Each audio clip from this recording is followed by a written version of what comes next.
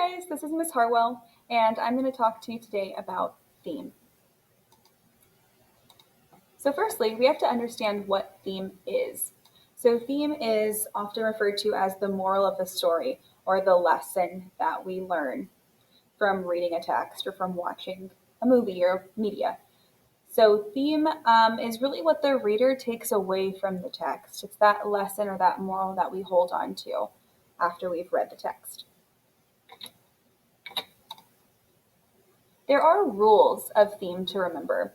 So when you're trying to articulate the theme of a piece, here are 3 rules that you've got to remember. This is for when you're writing the theme of a piece. It's universal. So this theme has to be applicable to other texts and other situations. It's also not a command. So you need to avoid you should. You should always be nice. You must be nice. Always be nice to people. Those are commands, so those aren't considered themes. Also, themes are full sentences, so it's not just one word. If I watch Moana, right, the Disney movie, and I think that the theme is family, well, no, that's not the theme, that's a topic. So a theme is something that we get from that topic. I'm going to talk to you about that. So again, theme's a full sentence. You can take these topics and turn them into themes, though. So topics are one-word ideas that we associate with the text. Things like family, friendship, love, identity, rivalries, stuff like that, death. All of those are one-word ideas. Those are considered topics. They aren't themes, but they can help us arrive to the theme.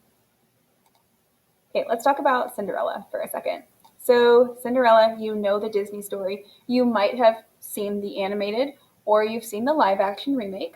And Cinderella, her father is killed and she has to live with her stepmother, her evil stepmother, and her stepsisters who aren't really fond of her.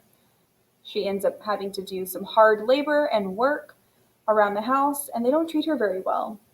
She ends up befriending animals and wildlife, and then she ends up having a fairy godmother, going to the ball, finding the prince, living happily ever after.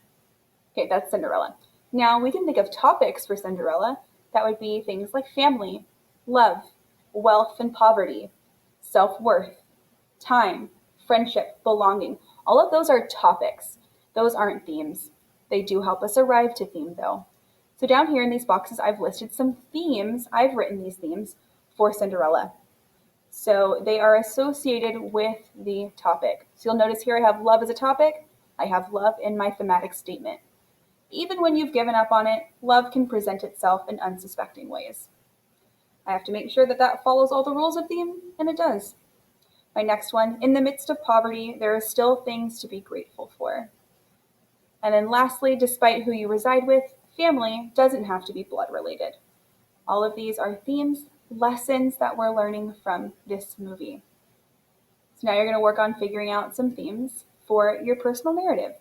This is a resource, this video, that you can return to throughout the year when we're reading stories and books to help you understand how to figure out the theme. Okay, thanks.